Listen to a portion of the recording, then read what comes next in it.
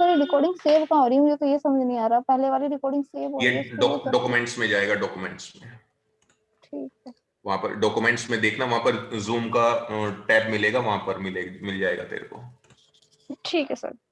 ये सर क्या सीन है आपका? अभी एक घंटा हुआ नहीं, पहले बंद कर दो। 45 चला रहे हो मिनट्स क्या? 40। अरे अच्छा, भैया 45 गरीब सेशन का आदमी है। एक्सटेंशन।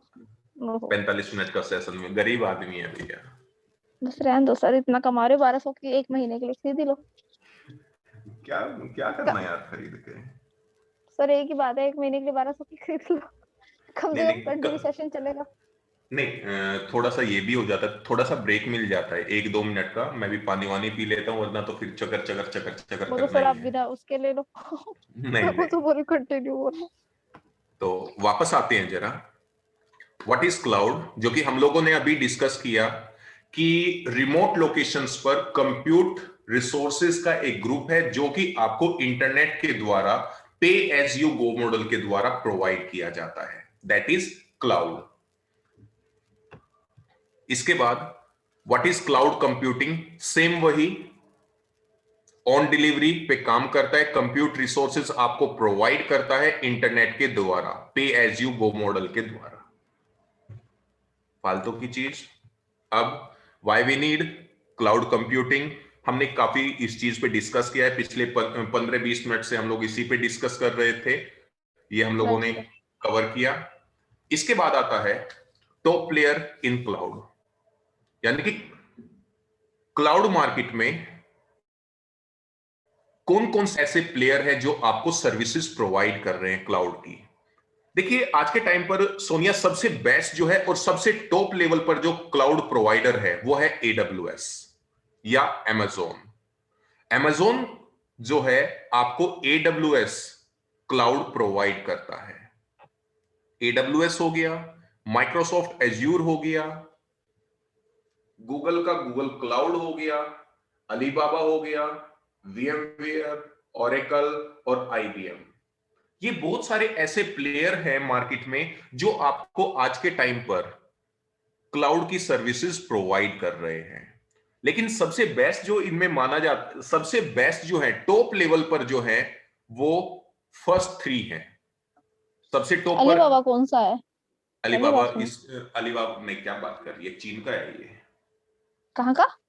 चीन चीन, चीन का पता चाइना नहीं, का। नाम नहीं सुना हाँ जी। पहली बार। अच्छा, VMware भी पहली बार सुना है कि हाँ ये प्रोवाइड करवाता है, इसका तो नाम ही नहीं नहीं सुना आज तक। ओरेकल भी करता है, IBM भी कर रहा है, लेकिन टॉप मोस्ट जो है वो केवल AWS। AWS Amazon का क्लाउड है, माइक्रोसॉफ्ट का अज्यूर एज्यूर का, है, माइक्रोसॉफ्ट अज्यूर हो गया, गूगल का गूगल क्लाउड है। गूगल टॉप क्लाउड मोस्ट हो गया यही बस। है। बाकी तो मार्केट में इस तरह बहुत सारे हैं, लेकिन अलीबाबा भी काफी अच्छा अभी मार्केट को कैप्चर कर रहा है, क्योंकि वही है, चीन चीन का प्रोडक्ट है, बहुत सस्ते रेट पे वो प्रोवाइड करता है, केवल मार्केट को कैप्चर करने के लिए। मार्केट को कैप्चर करने के लिए जो चीन का अलीबाबा क्लाउड है बहुत सस्ते रेट पर आपको रिसोर्सेज प्रोवाइड कर रहा है इंटरनेट के द्वारा। लेकिन मार्केट के अंदर ये कुछ टॉप मोस्ट प्लेयर हैं जो आपको क्लाउड प्रोवाइड कर रहे हैं, AWS, Azure, Google cloud, Alibaba, VMware, Oracle and IBM। इसके बाद अगर हम लोग बात करें कि क्लाउड की कैरेक्टरिस्टिक्स क्या है, सबसे पहले on demand self services. Same वही है,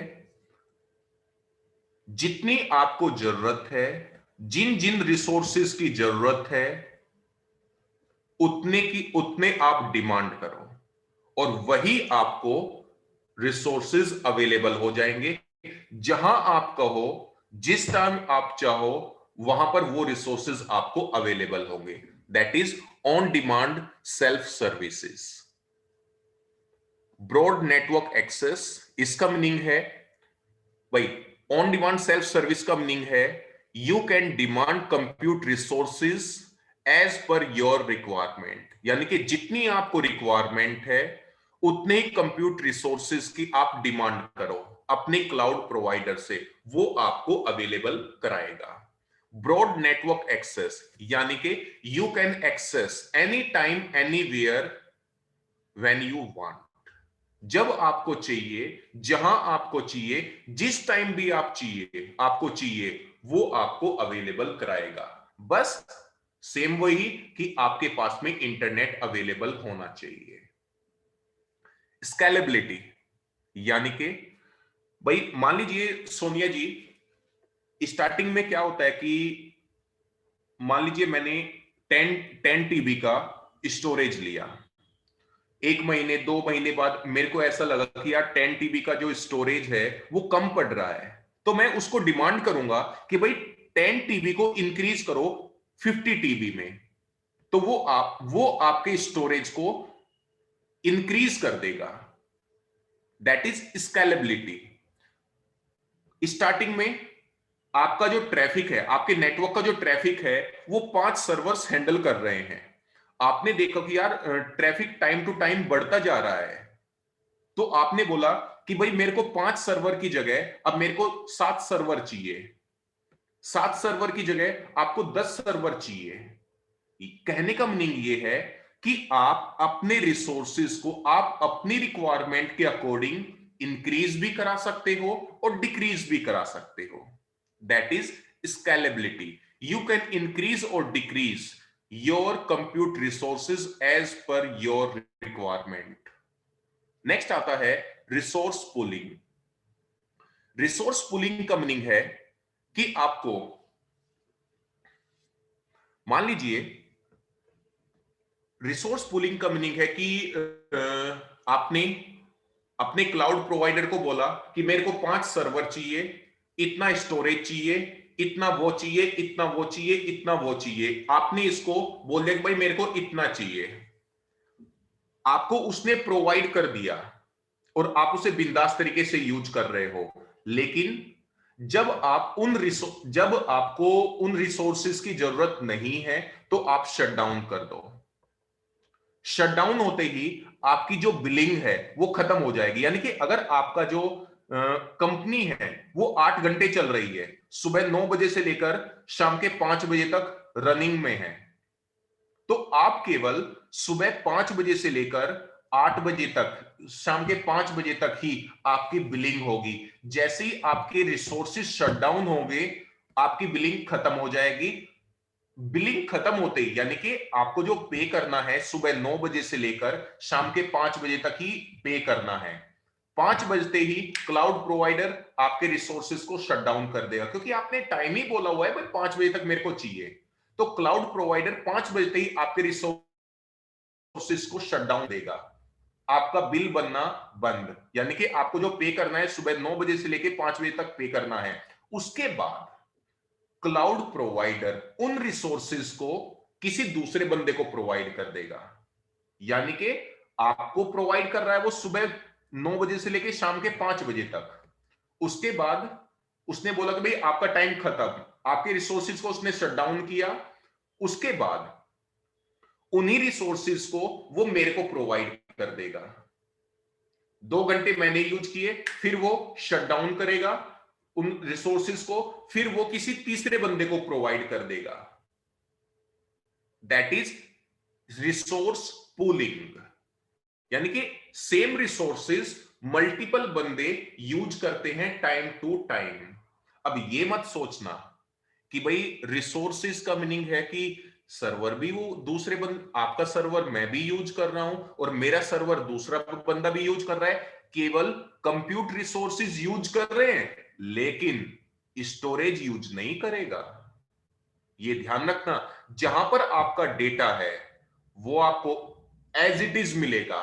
आपका डेटा आपके लिए है, मेरा डेटा मेरे लिए है, लेकिन केवल कंप्यूट रिसोर्सेज जैसे कि सर्वर्स हो गए, होस्ट मशीन हो गई, वो केवल यूज करेगा। लेकिन उन सर्वर से रिलेटेड जो स्टोरेज है, उन होस्ट मशीन से अटैच जो स्टोरेज है, जहां हमारा ऑफिशियल डेटा रखा हुआ है, वो किसी अनदर के साथ शेयर नहीं किया जाएगा।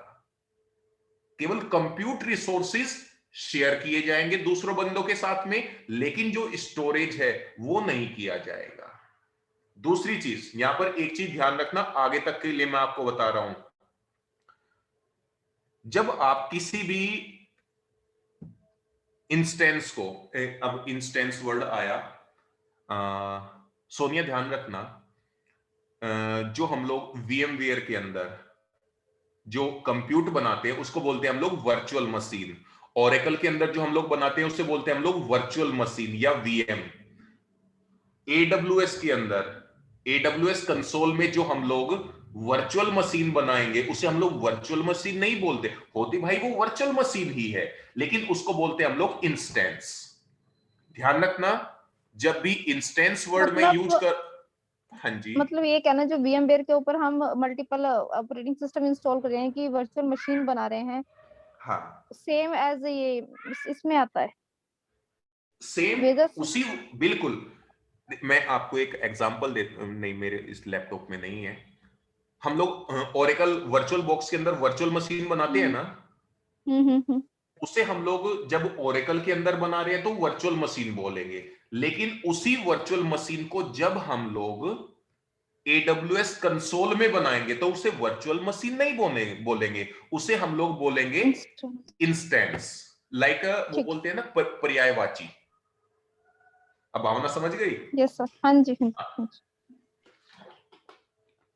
तो जो इंस्टेंस है, आपकी इंस्टेंस, आपका टाइम खत्म, अब उन इंस्टेंस को मैं यूज करूंगा, मेरा टाइम खत्म, मेरे इंस्टेंस को दूसरा बंदा यूज करेगा, लेकिन आपका स्टोरेज आपका रहेगा, मेरा स्टोरेज मेरा रहेगा, उसका स्टोरेज उसका रहेगा। जिस रीजन से हमें, अगर जब जब हमारा टाइम चल रहा है एक स्टेंस के लिए, अगर मैं 1000 रुपये पे कर रहा हूं और जब मैंने उस स्टेंस को फ्री कर दिया, शट डाउन कर दिया, तब आपको 50 रुपए देने पड़ेंगे। जस्ट एक एग्जांपल दे रहा हूं, जब रनिंग में है तो मैं 100,000 रुपये पे कर रहा हूं, लेकिन जब वो मैंने इंस्टेंस पावर ऑफ कर दिया, उस कंडीशन में 1000 नहीं पे करने हैं, आपको केवल 50 रुपये पे करना है। क्यों? क्योंकि उस इंस्टेंस से अटैच्ड स्टोरेज है, वो तो आपका है, उसमें डेटा आपका है। तो जब आप अपने इंस्टेंस को शट डाउन कर दोगे तो उस कंडीशन में आपको केवल उस स्टोरेज का देना है, क्योंकि उस स्टोरेज में आपका डेटा रखा हुआ है, वो आपके लिए है, वो किसी के साथ में शेयर नहीं किया जाएगा।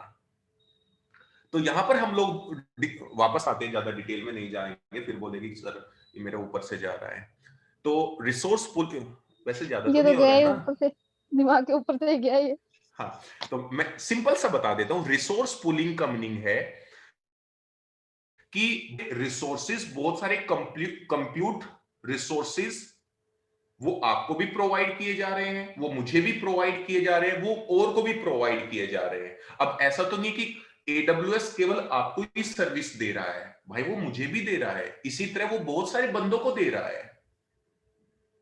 तो इन्हें बोलते हैं कंप्यूट रिसोर्सेज, ये रिसोर्स पूलिंग, कि एक पूल जितनी जिसको जरूरत है वो उसमें से उठा के उतना देता रहेगा। दैट, ज्यादा डिटेल में नहीं जाता। इसके बाद आता है मेजर सर्विसेज। जो आप सर्विसेज ले रहे हो अपने क्लाउड प्रोवाइडर से, आप उसे टाइम टू टाइम मेजर भी कर सकते हैं कि भाई कितना यूज हो रहा है, कितना फ्री है, कितना बिजी है, क्या क्या सर्विसेज आपको ये दे रहा है, किस हिसाब से दे रहा है, पूरी आप मेजर कर सकते हो। जैसे कि आप टास्क बार यूज करते हो, जहां से आप अपनी मशीन की कंप्लीट मेजरमेंट कर सकते हो कि भाई क्या क्या यूज हो रहा है, कितना यूज हो रहा है, कितना फ्री है, ताकि भाई मान लीजिए आपने 5 सर्वर लिए हुए हैं और ट्रैफिक इतना आ रहा है कि 4 सर्वर ही उन्हें मैनेज कर सकते हैं, यानी कि पांचवे का तो आप एक्स्ट्रा पे कर रहे हो ना, तो आप उसको मेजर करके कि भाई इस ट्रैफिक को 4 सर्वर हैंडल कर सकते हैं, तो आप बोलोगे उसको कि भाई मेरे को 5 की जरूरत नहीं है, मेरे को 4 रहने दो, एक अपना वापस ले लो। यानी कि आप टाइम टू टाइम उन्हें मेजर भी कर सकते हैं सर्विसेज को। इकोनॉमिकल, यानी कि बहुत सस्ता है, बहुत कम पे करना पड़ता है आपको। ऑटोमेशन, दूसरी चीज, ऑटोमेशन का मीनिंग क्या है? जैसे कि ऑटोमेशन का मीनिंग है भाई कि आपको किसी भी रिसोर्सेज को टाइम टू टाइम अपडेट करने की जरूरत नहीं है। क्लाउड प्रोवाइडर खुद करेगा, हमें करने की जरूरत नहीं है। ऑटोमेटिक सब कुछ अपडेट होता रहेगा टाइम टू टाइम। जैसे ही माइक्रोसॉफ्ट या कोई भी अनदर कंपनी पैचेस वगैरह प्रोवाइड करती है तो हमें कुछ करने की जरूरत नहीं है, ऑटोमेटिक क्लाउड प्रोवाइडर हमें ऑटोमेटिक अपडेट करके हमें प्रोवाइड करेगा। तो ये कुछ चीजें हैं भाई क्लाउड की, जिसकी रीजन से आज के टाइम पर सबसे डिमांडिंग जो प्रोडक्ट है वो है क्लाउड। चाहे वो किसी का भी क्लाउड है, चाहे AWS का है, चाहे अमेजोन का है, गूगल का है, माइक्रोसॉफ्ट का है, IBM का है, किसी का भी है, सबसे डिमांडिंग जो प्रोडक्ट है वो है आज के टाइम पे क्लाउड। तो ये कुछ कैरेक्टरिस्टिक्स थे हमारे क्लाउड के लिए: on demand, self services, broad network access, scalability, resource pooling, measure services, economical, automation. थोड़ा कुछ दिमाग में घुसा? सर एक बार इकोनॉमिकली समझाना। सेम वही जो भी आप अपने, वही जो मैंने आपको कुछ टाइम पहले एग्जांपल दिया था कि आप अपनी कंपनी स्टार्ट करना चाहते हैं तो आईटी इंफ्रास्ट्रक्चर पे 25 से 30 लाख रुपए इन्वेस्ट ना करके आप क्लाउड प्रोवाइडर से उन्हीं रिसोर्सेज को बहुत ही सस्ते दामों पर ले सकते हो। जितने रिसोर्सेज आपको चाहिए, जितने टाइम के लिए चाहिए, जिस टाइम आपको चाहिए, वो आपको आपका क्लाउड प्रोवाइडर प्रोवाइड करेगा बहुत ही सस्ते दामों पर। दैट इज इकोनॉमिकल, यानी कि सस्ता। सस्ता इकोनॉमिकल। कह रहे हैं। चाहे तो आप यहां पर आपकी रीड आवाज करके कट भी, गई फिर बीच में। नहीं भाई मैं, मेरा तो भी 50 बीच MBPS में का डिस्टर्ब प्लान हो है, रही थी तो। और वो भी रोमन वाले दे रहे हैं बिल भी। आप क्या ऑफिस में बैठे हो? नहीं, मैं रूम पर हूँ। अच्छा। रोमन का ये तो फायदा है, घर पे भी वही देता है। सही है सर। मैंने अपनी लैंग्वेज में नोट डाउन, कोई बुकिश लैंग्वेज नहीं है। इकोनॉमिकल का आप यहां पर देख सकते हैं। This cloud characteristics help in reducing the IT expenditure of the organization. Automation, the ability of cloud computing to automatically install, configure, and maintain the cloud services. सब कुछ आपको ऑटोमेटिकली अपडेट हुआ मिलेगा, कुछ आपको करने की जरूरत नहीं है। क्लियर है ठीक इतना? है सर। इतना क्लियर है। अब देखिए, हम लोग जो डिस्कस करेंगे वो हम लोग Amazon का AWS डिस्कस करेंगे। AWS की फुल फॉर्म क्या होती है? Amazon web server. बढ़िया है। अब अगर हम लोग बात करें हिस्ट्री ऑफ AWS, देखिए नाम क्या है, सोनिया। देखिए सोनिया जी, Amazon ने ईयर 2006 के अंदर AWS नाम के क्लाउड को मार्केट में इंट्रोड्यूस किया था। उसके बाद ईयर 2010 में इस क्लाउड जो है वो मूव हुआ था Amazon.com पे, यानी कि AWS जो आपको प्रोवाइड किया गया था वो पहले किसी वेब कंसोल के थ्रू प्रोवाइड नहीं किया गया था। 2010 के अंदर AWS जो है वो Amazon.com के द्वारा आपको प्रोवाइड किया जाना स्टार्ट हुआ। उसके बाद 2013 के अंदर Amazon ने AWS सर्टिफिकेशन को लॉन्च किया। अभी हम लोग उस सर्टिफिकेशन वगैरह को भी डिस्कस कर रहे हैं नेक्स्ट स्लाइड के अंदर ही। यानी कि 2006 के अंदर Amazon ने AWS को लॉन्च किया और 2010 में AWS से रिलेटेड जो भी सर्विसेज थी वो आपको Amazon.com के द्वारा आपको प्रोवाइड होनी स्टार्ट हुई।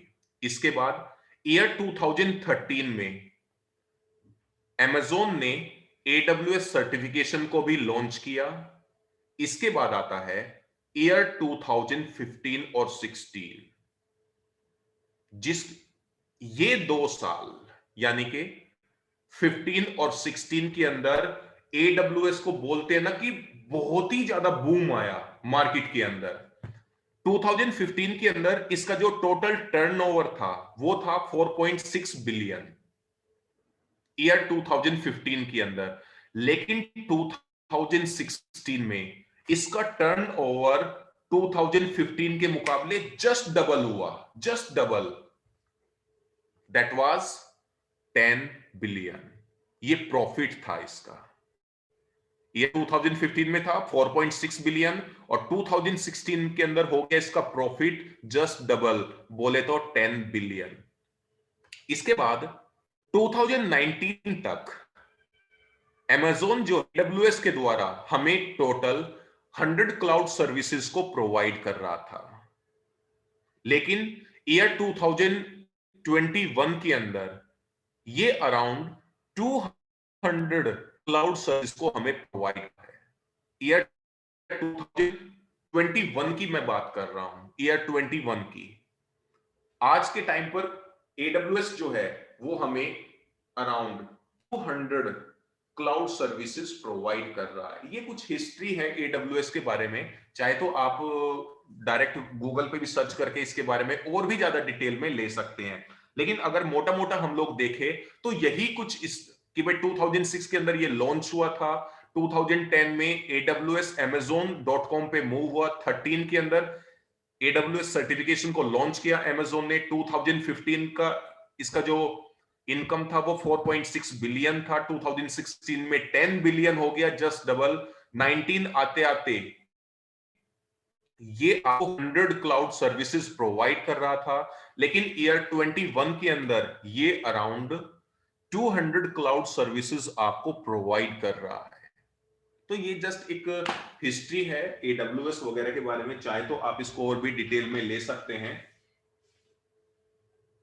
नेक्स्ट आता है आपका जो हम लोग अभी डिस्कस कर रहे थे, सर्टिफिकेशन, जो कि Amazon ने 2013 के अंदर लॉन्च की थी।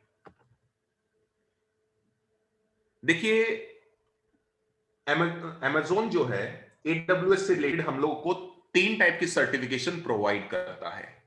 पहली है AWS सॉल्यूशन आर्किटेक्ट, सेकंड है AWS DevOps, थर्ड है AWF नहीं है मलिक साहब, AWS SysOps। ये 3 टाइप की सर्टिफिकेशन हम लोगों को प्रोवाइड करता है Amazon AWS से रिलेटेड। अब जरा थोड़े इनके बारे में डिस्कस करते हैं।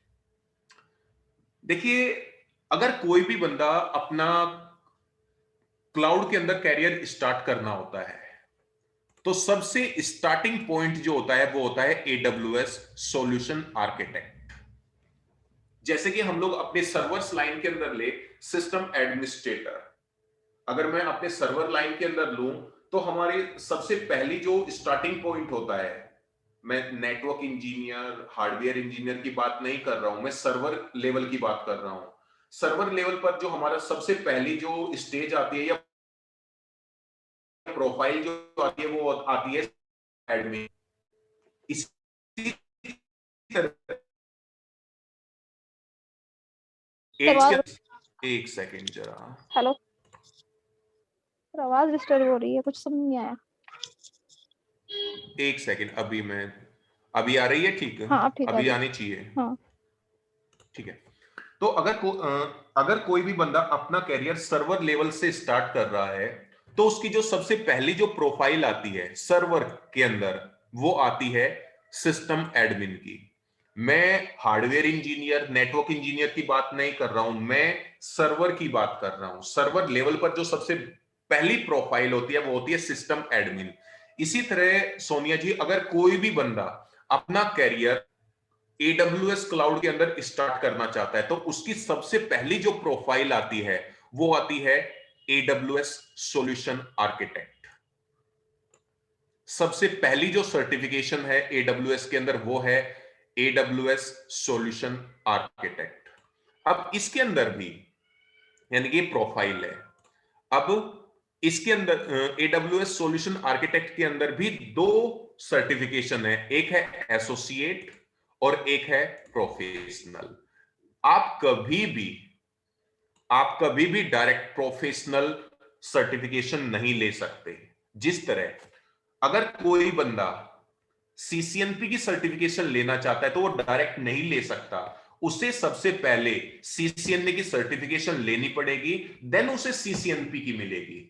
इसी तरह भाई सबसे पहले आपको AWS की लाइन में AWS सॉल्यूशन आर्किटेक्ट एसोसिएट की सर्टिफिकेशन लेनी पड़ेगी। इसको कंप्लीट करने के बाद आपको प्रोफेशनल की मिलेगी। यह चीज आप हमेशा ध्यान रखना। इसके बाद आती है AWS DevOps। एक्चुअल में जो AWS DevOps होता है ये डेवलपर प्लस ऑपरेशन का कॉम्बिनेशन होता है, यानी कि ऑपरेशंस को भी मैनेज करेगा के साथ साथ डेवलपमेंट का भी काम करेगा, और इन दोनों प्रोफाइल से मिलकर बनती है आपकी AWS DevOps सर्टिफिकेशन, जिसको हम लोग डेवलपर भी बोलते हैं। अब AWS DevOps के अंदर भी दो सर्टिफिकेशन है, AWS DevOps एसोसिएट और AWS DevOps प्रोफेशनल। सेम वही फंडा है। इसी तरह नेक्स्ट आती है सर्टिफिकेशन SysOps, AWS SysOps। अब SysOps भी ये दो प्रोफाइल का कॉम्बिनेशन है, ऑपरेशन प्लस सॉल्यूशन आर्किटेक्ट।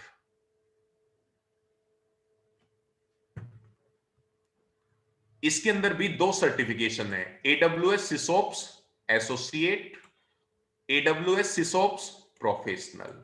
दूसरी चीज और सबसे इंपॉर्टेंट चीज, सोनिया आपने देखा होगा जिस तरह माइक्रोसॉफ्ट MCSC की सर्टिफिकेशन प्रोवाइड करता है और उसके अंदर एग्जाम कोड होते हैं 740, 41, 42 और 44, 43, या फिर MCSC 2012 से रिलेटेड होते थे 410, 411, 413, 412। वो एग्जाम कोड प्रोवाइड करता है माइक्रोसॉफ्ट, लेकिन Amazon ने किसी भी सर्टिफिकेशन के अंदर कोई एग्जाम कोड प्रोवाइड नहीं किया है। वो सिंपल बोलता है कि भाई आपको अगर AWS सॉल्यूशन आर्किटेक्ट की सर्टिफिकेशन चाहिए तो या तो आप एसोसिएट लो या आप प्रोफेशनल लो, कोई एग्जाम कोड नहीं है। अगर आपको AWS DevOps की सर्टिफिकेशन चाहिए तो DevOps एसोसिएट करो या DevOps प्रोफेशनल करो। अगर आप AWS SysOps की सर्टिफिकेशन चाहते हैं तो आप या तो एसोसिएट करो या आप प्रोफेशनल करो।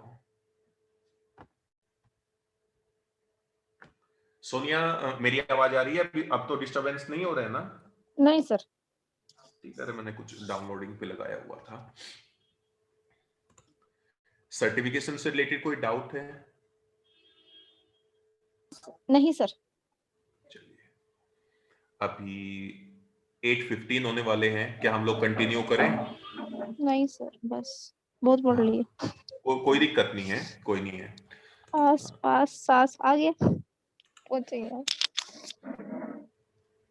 सही बताऊं बहुत सिंपल है, टेंशन मत। एक तो थोड़ा सा ये ध्यान रख, जब भी तू 7 बजे बैठती है ना, बिल्कुल एकांत में बैठ, उस टाइम पे डिस्टरबेंस वाला ना होना चाहिए। तो कहाँ, तो घर में कहाँ मिलेगा सर।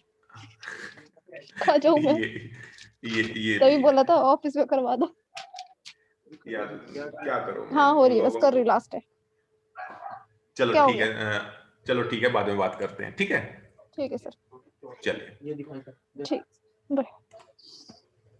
क्या हो गया मुन्ना?